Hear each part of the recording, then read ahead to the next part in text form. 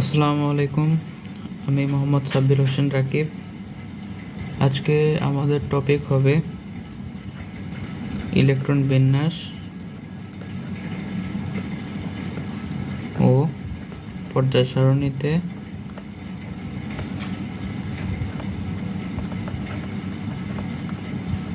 কোনো পরমাণুর বা কোনো মৌলের অবস্থান।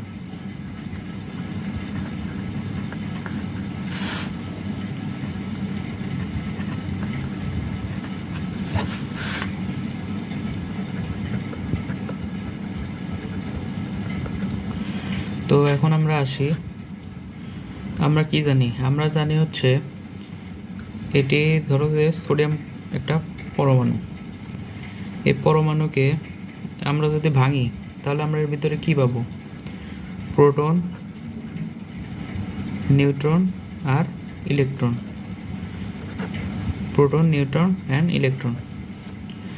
এবার আমরা শিখব এই ইলেকট্রনের বিন্যাস, একটা মৌলের ইলেকট্রন বিন্যাস কিভাবে করতে হয় সেটি আমরা এই লেকচার বা ক্লাসে সেটি আমরা দেখব।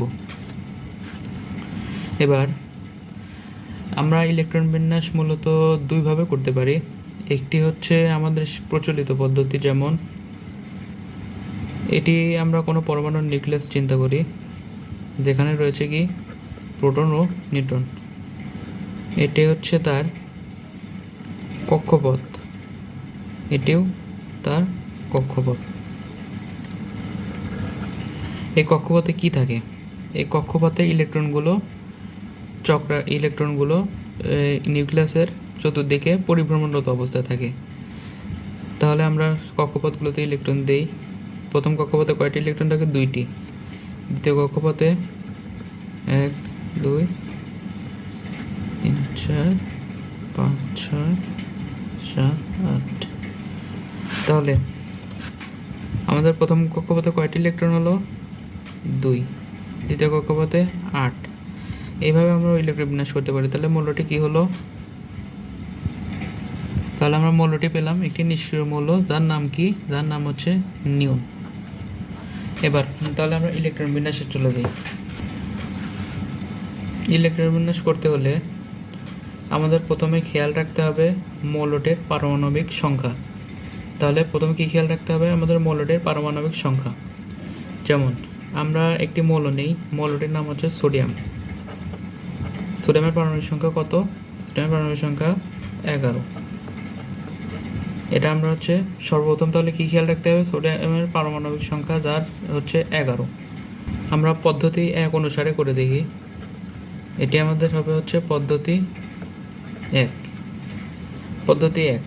তাহলে আমরা জানি কোনো মৌলের বা কোনো পরমাণু বা মৌলের তার কক্ষপথ থাকে। কক্ষপথগুলো আমরা হচ্ছে n = 1 2 3 4 এরকম দ্বারা সূচিত করতে পারি।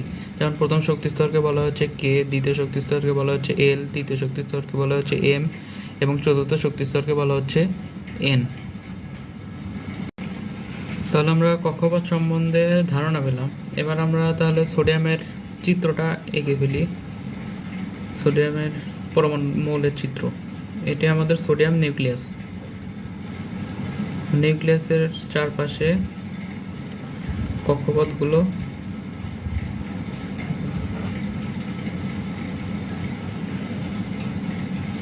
আমরা সোডিয়ামের পারমাণবিক সংখ্যা হিসেবে জানি যে 11। তাহলে কোনো মৌলের পারমাণবিক সংখ্যাই হচ্ছে তার ইলেকট্রনের সংখ্যা। কোনো মৌলের পারমাণবিক সংখ্যাই হচ্ছে তার ইলেকট্রনের সংখ্যা। তাহলে আমরা ইলেকট্রনগুলো বসাই। আমরা জানি প্রথম কক্ষপথে কয়টি ইলেকট্রন থাকতে পারে? 2টি। 1 2। এটি আমি একটি সূত্রের মাধ্যমে তোমাদের দেখাই। কোনো কক্ষপথে সর্বোচ্চ কয়টি ইলেকট্রন থাকতে পারে বা তার ধারণ ক্ষমতা, এটি সূত্র হবে হচ্ছে 2n², যেখানে n তার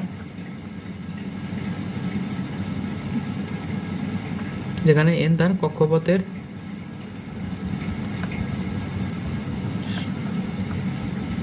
সংখ্যা বা কক্ষপথের কততম কক্ষপথ। কী হবে? কততম কক্ষপথ। n হচ্ছে কততম কক্ষপথ। তাহলে আমরা সোডিয়ামের প্রথম কক্ষপথ দেখি। তাহলে 2 ইন্টু 1 স্কোয়ার, তাহলে 2, তাহলে আমরা 2টি ইলেকট্রন দিলাম। এটি সর্বোচ্চ ধারণ ক্ষমতা। এবার তাহলে আমাদের 2টি গেল, তাহলে আমাদের থাকে কয়টি? 9টি। এবার আমরা কি জানি? তাহলে দ্বিতীয় কক্ষপথে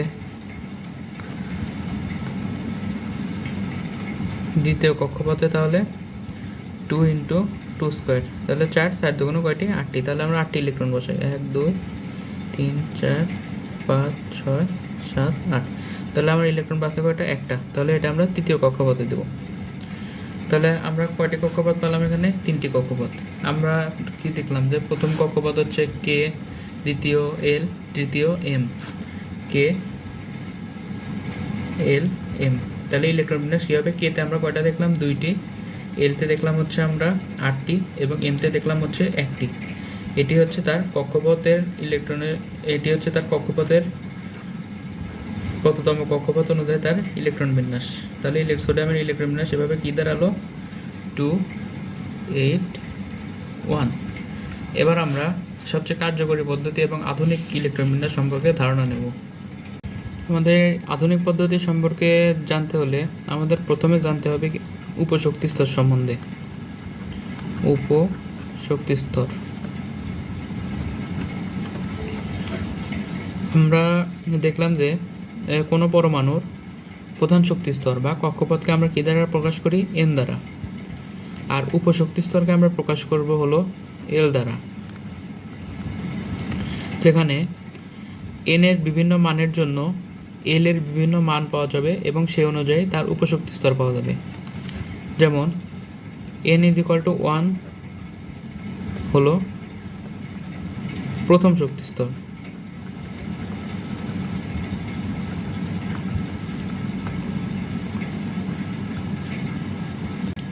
n = 1 হলো প্রথম শক্তি স্তর। এর জন্য আমরা এল এর মান পাবো। এল এর মানটা আমরা কীভাবে পাবো? এল এর মানটা হবে হলো আমার n-1। কী হবে? এল সমান কী হবে? n-1। তাহলে n এর মান 1 হলে আমরা যদি এখানে n এর মান 1 বসাই, তাহলে আমরা এল এর মান পাবো 0। এল এর মান পাবো হচ্ছে 0। আর এই 0-র জন্যে আমরা কোন উপশক্তি স্তর পাবো? উপশক্তি স্তর পাবো হচ্ছে এস। 0-র জন্য আমরা কী পাবো? এস। এবার একইভাবে আমরা n = 2 হলে পাবো হচ্ছে দ্বিতীয় শক্তি স্তর, এবং দ্বিতীয় শক্তি স্তরে এল এর মান হবে হলো 1। এল এর মান হবে কত? 1, 0,1। তাহলে আমরা এই জায়গায় কয়টা শক্তি স্তর পাবো এখন? 2টা। একটা তো আমার 0 আগেই আছে, 0-র জন্য এস, আর 1-এর জন্য কী পাবো? পি। 1-এর জন্য কী পাবো? পি। এবার n = 3 হলে আমরা তৃতীয় শক্তি স্তর, তাহলে এল এর মান কত হবে? 0, 1, আর n-1 কত থাকে? 2। তাহলে এই তৃতীয় শক্তি স্তরের জন্য আমরা উপশক্তি স্তর কী পাবো? S, P, D.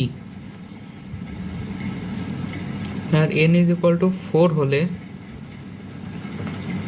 চতুর্থ শক্তি স্তর, তাহলে যদি 4 এর মান এখানে বসায় তাহলে কত থাকে? 0, 1, 2, 3। তাহলে এটা হবে আমার এস, পি, ডি, এফ। আশা করি বুঝতে পেরেছো আমাদের উপশক্তি স্তর সম্বন্ধে ধারণা। এবার আমরা এই উপশক্তি স্তরকে সাজিয়ে কিভাবে ইলেকট্রন বিন্যাস করতে হয়, কিভাবে একটি মৌলের ইলেকট্রন বিন্যাস দেখাতে হয়, সেটা আমরা দেখব।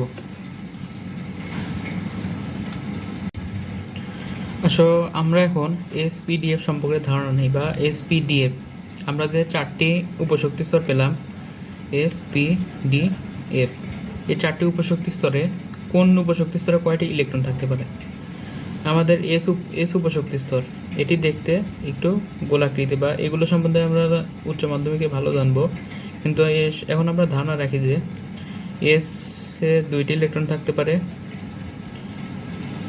পি অরবিটালে 6টি ইলেকট্রন থাকতে পারে। একইভাবে ডি উপশক্তি স্তরের ধারণ ক্ষমতা হচ্ছে 10, এবং এফ উপশক্তি স্তরে ইলেকট্রন ধারণ ক্ষমতা হচ্ছে 14টি। এবার তোমরা নিশ্চয়ই আগে দেখেছো বা শুনেছো যে এই উপশক্তি স্তরগুলো আমরা তাদের শক্তি স্তর অনুযায়ী উপশক্তি স্তরগুলো তাদের শক্তি স্তর অনুযায়ী সাজিয়ে আমরা ইলেকট্রন বিন্যাসগুলো করে থাকি। এই সাজানো নির্ভর করে কোন উপশক্তি স্তরের শক্তির মান কীরকম। যে শক্তি স্তরে বা যে শক্তি স্তরের N+L বা আহ্বান নীতি, যাকে আমরা বলবো আহ্বান নীতি, যা সম্পর্কে আমরা বিস্তারিত পরে জানবো, বা এখনই বলি যে N হচ্ছে আমার উপশক্তি স্তরের, N হচ্ছে আমার শক্তি স্তরের কততম শক্তি স্তর সেটা, আর L হচ্ছে আমার উপশক্তি স্তরের মান। উপশক্তি স্তরের মান আমরা কীভাবে জানবো, যেমন হচ্ছে N-1। তাহলে আমরা যদি চতুর্থ শক্তি স্তর সম্পর্কে দেখি, তাহলে N+L এর মান, মেন কথা কি, N+L এর মান যার বেশি সেখানে ইলেকট্রন পরে প্রবেশ করবে, আর N+L এর মান যার কম সেখানে ইলেকট্রন আগে প্রবেশ করবে। তাহলে N+N, আমরা যদি প্রথম শক্তি স্তরের ক্ষেত্রে দেখি তাহলে N এর মান কত, 1, আর আমরা L এর মান কত দেখছি, 0। তাহলে এটা হচ্ছে 1, N+L এর মান কত আসলো, 1। আর দ্বিতীয় শক্তি স্তরের ক্ষেত্রে যদি দেখি,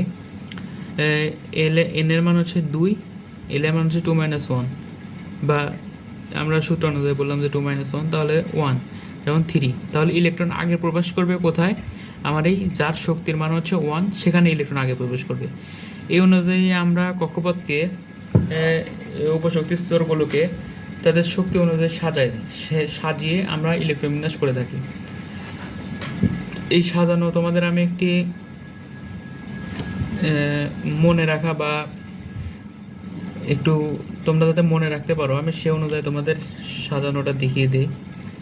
আমরা ফার্স্টে লিখব কি, S-P-D-F। এবার আমরা এস আর পি পাশাপাশি আছে, আমরা উল্টো করে দুইবার লিখব, P-S-P-S। এবার ডি নেব, ডি নিয়ে আমরা কি লিখব, D-P-S। পরে আমরা এফকেও নেব, এফকে নিয়ে আমরা কি লিখব, F-D-P-S।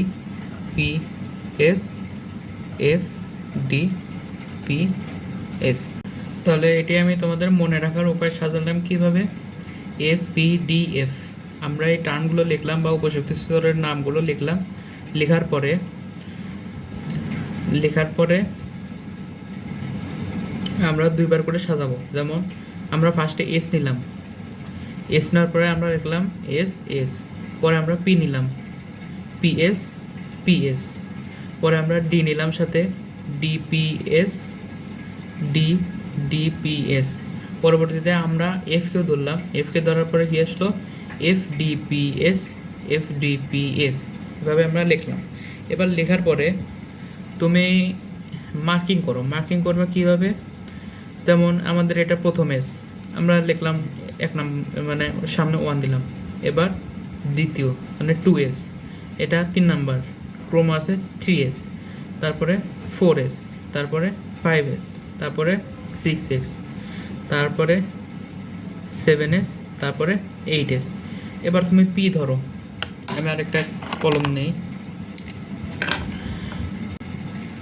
তাহলে আমাদের এখানে যেহেতু এস ছিল 1 নাম্বারে, আমরা 1 থেকে শুরু করলাম, 1 2 3 4 5 6 7 8। এভাবে করলে তোমরা সহজে মনে রাখতে পারবে, এই জন্য আমি এই মেথডটা তোমাদের দেখালাম। এবার আমরা দেখলাম যে পি আছে আমার কততে, 2-এ, আমরা 2 বসালাম পি এর সামনে, 2 3 4 5 6 7। এবার আমার ডি আছে কততে, 3-এ, ডি আমরা 3 থেকে মার্কিং শুরু করব। যেমন এই যে এখানে 3D 4D 5D 6D গেল। এরপর আমার এফ আছে 4 নম্বরে, আমি এফ ফার্স্ট এফের সামনে 4 দিয়ে দিলাম, 4 গেল, 4 শেষ। এবার তাহলে আমাদের সাজানোটা একটু সুবিধা হয়ে গেল। আমাদের উপশক্তি স্তরের n+n এর মান অনুযায়ী আমরা সাজিয়ে ফেললাম। তাহলে আমরা এই ক্রম অনুযায়ী যদি আমরা ইলেকট্রন বিন্যাস করি তাহলে ইলেকট্রন বিন্যাসটি সঠিক হবে। তাহলে আমাদের সাজানো কি আসলো, 1s 2s 2p 3s 3p 4s 3d 4p 5s 4d 5p 6s 4f 5d 6p 7s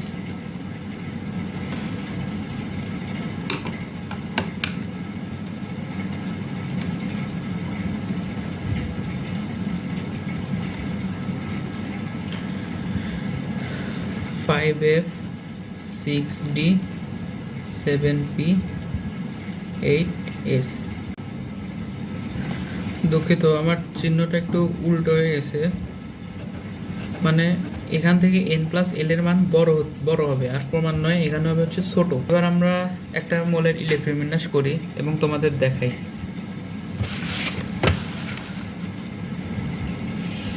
এসএসসিতে মোটামুটি 35 থেকে 40টার মতো মোলের তোমার ইলেকট্রন বিন্যাস সম্বন্ধে ভালো করে ধারণা রাখতে হবে, অর্থাৎ যে কোনো সময় ধরলেই যাতে পারা যায়।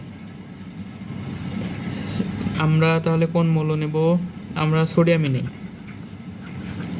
সোডিয়াম। তাহলে আমার ইলেকট্রন বিন্যাসের প্রথম শর্ত কি, তার পারমাণবিক সম্বন্ধে পারমাণবিক সংখ্যা জানা।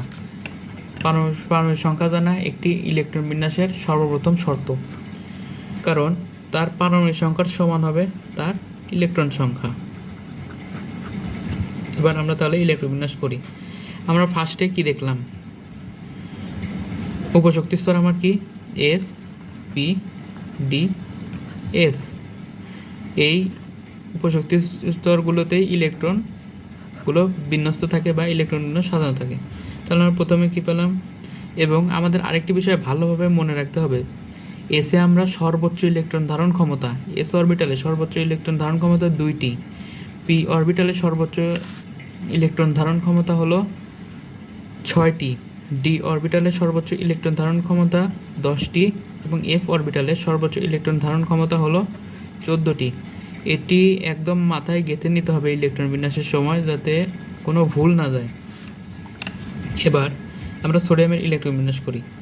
আমরা পারমাণবিক সংখ্যা 11 জানলাম, তাহলে ইলেকট্রন সংখ্যা হবে 11টা। এবার আমরা প্রথম থেকে শুরু করি। প্রথমে আমরা কী পেলাম, 1s। এস অরবিটালে কয়টি ইলেকট্রন, 2টি, তাহলে আমার 2টি ইলেকট্রন গেল, তা আমার এবং প্রথম শক্তিস্তর গেল। আমরা পরবর্তী শক্তিস্তর কি, 2s 2, এস অরবিটালে যেহেতু 2টি ইলেকট্রন। এবার আমরা আরেকটা দেখি, পরবর্তীতে কি আমার 2p, তাহলে আমার 2টি ইলেকট্রন গেল। আমার টোটাল ইলেকট্রন কয়টা, 11টা, 2 2 4, 11টা তার কয়টা বাকি, 7টা। তাহলে আমার পি অরবিটালের ইলেকট্রন ধারণ ক্ষমতা কত, 6, দিলাম 6। তাহলে আমার কয়টা ইলেকট্রন চলে গেল, 10টাকে চলে গেল। তাহলে আমার পরবর্তীতে কোন অরবিটাল আসবে বলো তো, আমাদের পরবর্তীতে অরবিটাল আসবে হলো 3s অরবিটাল। তাহলে আমরা 3s লিখলাম, 3s কয়টার ইলেকট্রন বাসে, একটা। তাহলে এই আমাদের হয়ে গেল সোডিয়ামের ইলেকট্রন বিন্যাস। একইভাবে আমরা আরেকটি ইলেকট্রন বিন্যাস দেখি, ক্লোরিনের পারমাণবিক সংখ্যা কত, 17। পারমাণবিক সংখ্যা একদম হেফজো করে রাখতে হবে, যাতে যে কোনো সময় পারা যায়, বা মৌলের নাম দেখলেই যাতে পারমাণবিক সংখ্যা মনে পড়ে।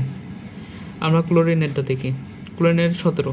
একইভাবে আমরা যাই, 1s 2, 2s 2, 2p 6, চলে গেল 10টা।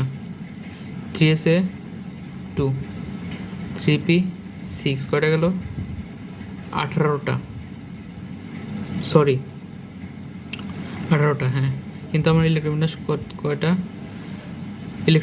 আমার ইলেকট্রন কয়টা? ইলেকট্রন 17টা। তাহলে এ জায়গায় একটা বাদ যাবে, তাহলে কয়টা? 3p5। এইভাবে আমরা ক্লোরিনের ইলেকট্রন বিন্যাস করলাম। তোমরা ইলেকট্রন বিন্যাস করার পরে এরকম গুণেও দেখতে পারো, যেমন 2 2 4 10টা, 5 2 7 17টা ইলেকট্রন বিন্যাস সঠিক হলো। এবার আমরা কিসের ইলেকট্রন বিন্যাস দেখব? আমরা ছোট একটা মৌলের ইলেকট্রন বিন্যাস দেখি। লিথিয়াম। লিথিয়াম কত নম্বর মৌল? Lithium 3 number. তাহলে আমার আমরা বুঝতে পারছি আমরা 3টা ইলেকট্রন হবে। সেক্ষেত্রে আমরা দেখতে পারি 1s2, দুইটি চলেই গেল, তাহলে থাকে কি 2s1। এবার এর সাথে আমি তোমাদের আরেকটি টপিক শেষ করে দিতে চাই, সেটি হলো ইলেকট্রন বিন্যাস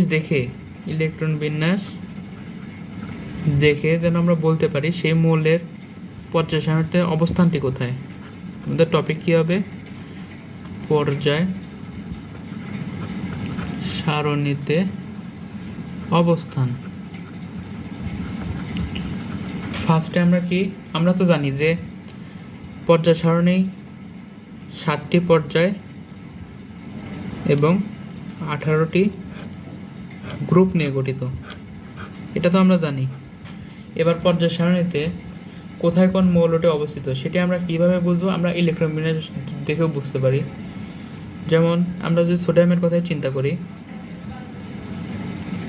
আমি ফার্স্টে তোমাদের রুলগুলো লিখে দিই। আমরা পর্যায় কীভাবে বুঝবো? কোনো মৌলের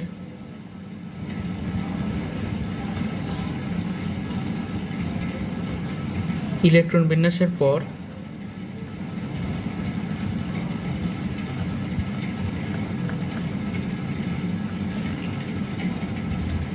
তার সর্বশেষ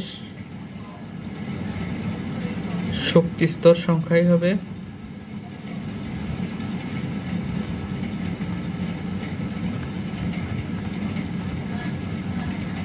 তার পর্যায় সংখ্যা।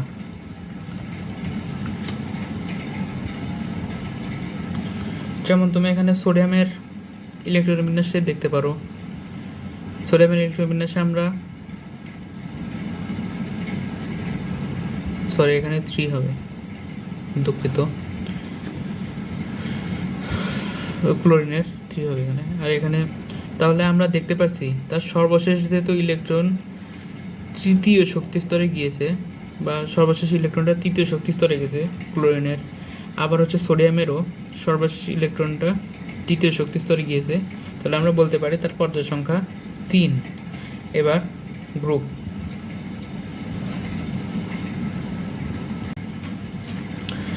গ্রুপ নির্ণয়ের ক্ষেত্রে আমরা ইলেকট্রন বিন্যাস করার পরে আমরা 3টি কেস পেতে পারি। যেমন কোনো মৌলের ইলেকট্রন বিন্যাসের পরে যদি দেখো যে তার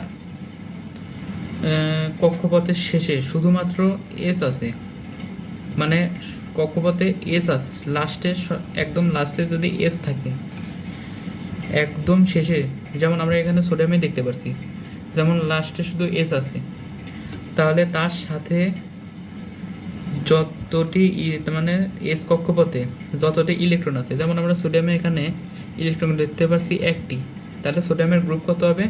সোডিয়ামের গ্রুপ হবে 1। সোডিয়ামের গ্রুপ কত হবে? এটি হবে হচ্ছে তার গ্রুপ সংখ্যা, এটিই তার গ্রুপ সংখ্যা 2। আমরা আরেকটি কেস দেখতে পারি, যেমন ইলেকট্রন বিন্যাসের শেষে আমরা এখানে এস ও পি পেতে পারি, এস ও পি। তোমরা ক্লোরিনের ক্ষেত্রে দেখতে পারছো। ক্লোরিনের ক্ষেত্রে এখানে দেখা যাচ্ছে শক্তিস্তর কিন্তু একই। আচ্ছা, তোমাদের একটা কথা বলি যে এস ও পি যখন আমরা 2টি উপশক্তিস্তর দেখবো তখন কিন্তু একই শক্তিস্তর থাকতে হবে। যেমন আমরা এখানে দেখতে পাচ্ছি পি আছে এবং এস আছে, কিন্তু পি হচ্ছে দ্বিতীয় শক্তিস্তর, এস হচ্ছে তৃতীয় শক্তিস্তর, মানে তৃতীয় শক্তিস্তরে এই একটা অরবিটালি আছে, তাই আমরা এস এর উপরে এস এর যা ইলেকট্রন সংখ্যা আছে সেটি আমরা তার গ্রুপ সংখ্যা হিসেবে দেখলাম। আবার আমরা ক্লোরিনের ক্ষেত্রে দেখতে পাচ্ছি এখানে এস এবং পি এর শক্তিস্তর কিন্তু একই 3, কিন্তু তাদের 2টি উপশক্তিস্তর রয়েছে তৃতীয় শক্তি স্তরে দুইটি উপশক্তি স্তর রয়েছে, এস এবং পি। যদি তোমরা দেখতে পাও যে এরকম এস এবং পি আছে, তাহলে এসের ইলেকট্রন সংখ্যা 2 আর পি এর ইলেকট্রন সংখ্যা 5। এই এস এবং পি এর ইলেকট্রন সংখ্যার সাথে আরও 10 যোগ করতে হবে, তাহলে কত আসে? 17। তাহলে ক্লোরিনের গ্রুপ সংখ্যা কত পেলাম আমরা? 17। এবার আমরা আরেকটা কেস পেতে পারি, তৃতীয়। সেটি আমার হচ্ছে কোনো মৌলের ইলেকট্রন বিন্যাস করা শেষে যদি সর্ববহিস্থ শক্তি স্তরে ডি ও এস অরবিটাল থাকে, তাহলে তাদের ইলেকট্রন সংখ্যা হবে ডি ও বা তার গ্রুপ হবে হলো ডি ও এস অরবিটালের ইলেকট্রনের যোগফলের সমান। কি? ডি ও এস অরবিটালের ইলেকট্রনের যোগফলের সমান। তাহলে আমি পড়াটা আর একটা সামারাইজ করে দিই। তাহলে আমার টপিক ছিল ইলেকট্রন বিন্যাস এবং পর্যায় সারণীতে কোনো মৌলের ইলেকট্রনের অবস্থান নির্ণয়। আমরা প্রথমে কি দেখছি? আমরা যদি ইলেকট্রন বিন্যাস দুইভাবে করতে পারি, একটা হচ্ছে প্রাচীন পদ্ধতি আর একটা হচ্ছে আধুনিক পদ্ধতি বা মডার্ন ইলেকট্রন বিন্যাস বলতে পারো। আমরা প্রাচীন পদ্ধতিতে কি দেখলাম? প্রাচীন পদ্ধতিতে দেখলাম কোনো মৌলের অভ্যন্তরে প্রোটন এবং নিউট্রন মিলে গঠিত হচ্ছে নিউক্লিয়াস, এবং তার চারপাশে ইলেকট্রন প্রদক্ষিণরত অবস্থায় থাকে। এই প্রদক্ষিণরত ইলেকট্রন বিন্যাস কীভাবে থাকে বা কেমন করে তার কক্ষপথে প্রদক্ষিণরত থাকে, বা কোন কক্ষপথে কতটি ইলেকট্রন থাকে, এটি হচ্ছে আমাদের ইলেকট্রন বিন্যাস। ইলেকট্রন বিন্যাস প্রাচীন পদ্ধতিতে আমরা লিখতাম হচ্ছে তার কক্ষপথের নাম দিয়ে বা তার কক্ষপথকে এল এম এন এভাবে বুঝিয়ে আমরা কি লিখতাম, যেমন এই যে সোডিয়ামে 281 এরকম ইলেকট্রন সংখ্যা। প্রাচীন পদ্ধতিতে আমরা ইলেকট্রন বিন্যাস দেখলাম হলো কোনো কক্ষপথে কয়টি ইলেকট্রন আছে শুধু সেইভাবেই তার ইলেকট্রন সংখ্যাগুলো লিখে রাখা। এখানে তার কক্ষপথে উপশক্তি স্তরের সম্পর্কে কোনো ধারণা দেওয়া ছিল না। এবং আমরা মডার্ন কেমিস্ট্রিতে বা আধুনিক ইলেকট্রন বিন্যাসে আমরা কি দেখলাম, যে তার উপশক্তি স্তর সম্পর্কে একটি ধারণা পাওয়া যায়। উপশক্তি স্তর সম্পর্কে ধারণা আমরা দেখলাম হলো এখানে যে আমাদের প্রত্যেকটা শক্তি স্তরের জন্য উপশক্তি স্তর রয়েছে, যাকে আমরা এল দ্বারা প্রকাশ করি। এল এর মান কি হবে? n-1। এল এর মান হবে n-1। যেমন আমরা n=1 হলে এল এর মান পাবো হচ্ছে 0 n-1 করলে। আর আমরা আরেকটা আমি তোমাদের চার্ট দেখাই, যখন l=0 হলে উপশক্তি স্তর হবে এস, l=1 হলে উপশক্তি স্তর হবে হচ্ছে এসপি, l=2 হলে উপশক্তি স্তর হবে এস পি ডি, l=3 হলে এস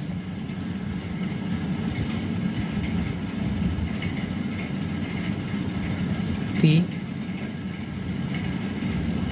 ডি এফ। মানে এটা 0 0 1 0 1 2 0 1 2 3 এইভাবে।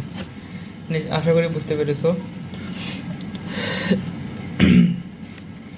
এবার ইলেকট্রন বিন্যাসের ক্ষেত্রে আমাদের আরেকটা কি ধারণা রাখা উচিত, যে প্রত্যেকটা উপশক্তি স্তরে কয়টি করে ইলেকট্রন ধারণ ক্ষমতা থাকতে পারে,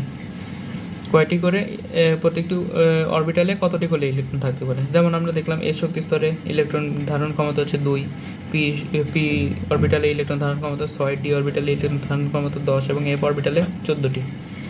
এবার আমি এই অরবিটালগুলো সাজানো বা ক্রম নির্ণয়ে তোমাদের একটি মনে রাখা উপযোগী বা শর্টকাট যাই বলো, আমি তোমাদের একটি উপায় দেখিয়েছি। তোমরা যদি এইভাবে করতে পারো তাহলে তোমরা ক্রমটা সহজেই মুখস্থ হয়ে যাবে। ইলেকট্রন বিন্যাসের ক্রমটা অনেক ইম্পর্টেন্ট। এই ক্রম ছাড়া ইলেকট্রন বিন্যাস করা আসলেই সম্ভব নয়, বা ক্রম ছাড়া তো সম্ভবই না। এই ক্রম অনুযায়ী আমরা সোডিয়ামের ইলেকট্রন বিন্যাস করলাম, ক্লোরিনের ইলেকট্রন বিন্যাস করলাম এবং লিথিয়ামের ইলেকট্রন বিন্যাস করলাম। তোমরা ইলেকট্রন বিন্যাস প্র্যাকটিস করতে করতে আশা করি ক্রমটি মুখস্থ হয়ে যাবে। এবার আমরা পর্যায় এবং তার গ্রুপ সংখ্যা নির্ণয় দেখলাম। পর্যায় কি? কোনো মৌলের তার সর্বশেষ শক্তি স্তরে হচ্ছে তার পর্যায়। আর গ্রুপ কি? যদি এস থাকে তাহলে হবে হচ্ছে যদি এস থাকে মানে সর্বশেষ বহিস্থ শক্তি স্তরের অরবিটাল যদি শুধুমাত্র এস থাকে তাহলে তার ইলেকট্রন সংখ্যা হবে তার গ্রুপ সংখ্যা। আর সর্বশেষ বহিস্থ শক্তি স্তরের অরবিটাল যদি এস এবং পি থাকে তাহলে এস এবং পি এর ইলেকট্রনের যোগফলের সাথে 10 যোগ করে আমরা যে সংখ্যাটি পাবো সেটি হবে তার গ্রুপ সংখ্যা। এবং ডি ও এস যদি থাকে তাহলে ডি এবং এস এর ইলেকট্রনের যোগফল হবে তার গ্রুপ সংখ্যা। আশা করি ক্লাসটি বুঝতে পেরেছো। আর ভাই ভুল ত্রুটি যাই থাকুক ইনশাল্লাহ ক্ষমা সুন্দর দৃষ্টিতে দেখবেন। আসসালামু আলাইকুম।